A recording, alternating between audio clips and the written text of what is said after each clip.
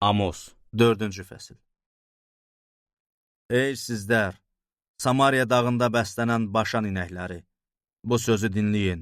Ey yoxsullara zülm eləyən, möhtacları sıxışdıran, ərlərinə gətir içək deyən qadınlar, Xudavənd Rəbb öz müqəddəsliyi naminə belə and içmişdi.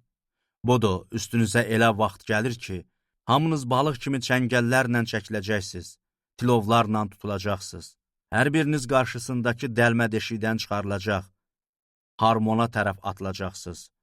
Rəbb belə bəyan eləyir. İsrailin inadkarlığı. Bet-Elə gedib günah işlədin. Qilqala gəlib günahlarınızı çoxaldın. Hər səhər qurbanlarınızı gətirin. Hər 3 gündən bir qazancınızın 1/10 verin. Təşəkkür üçün mayalı çörək yandırıb təqdim eləyin. Öz könüllü təqdimlərinizlə öyünün. Ey İsraillilər, sizin xoşunuza gələn budur. Xudavənd Rəbb belə bəyan eləyir. Mən bütün şəhərlərinizdə ağzınızı boş qoydum. Hər yerdə sizə çörək qıtlığı verdim. Lakin yenə mənim tərəfimə dönmədiniz. Rəbb belə bəyan eləyir. Mən biçim vaxtına 3 ay qalmış sizdən yağışı kəsdim. Bir şəhərin üzərinə yağış yağdırdım, o birinin isə üzərinə yağdırmadım. Yağış bir əkin üzərinə yağdı, o birinin isə üzərinə yağmadığına görə o qurudu. 2-3 şəhər su içmək üçün bir şəhərə getdi, doyunca su içmədi. Lakin yenə mənə tərəf dönmədiniz. Rəbb belə bəyan eləyir. Əkininizə səmum küləyi və kif göndərərək sizə zərər vurdum. Bağlarınızı və üzümlüklərinizi, əncir və zeytun ağaclarınızı çəyirtkə yedi.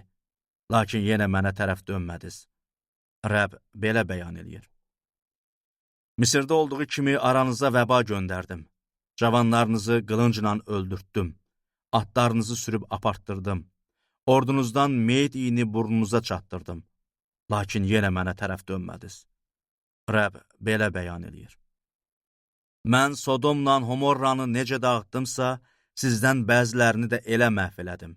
Siz oddan götürülən odun kimi sağ qaldınız. Lakin yenə mənə tərəf dönmədiniz. Rəbb belə bəyan eləyir.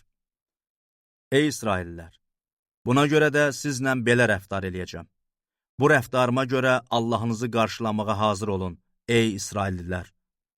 Odur dağlara quruluş verən, küləyi yaradan, nə düşündüyünü insana bildirən, danışığını qaranlıq eləyən, yeryüzünün yüksək yerlərinə ayaq basan, onun adı ordular Allahı Rəbbdir.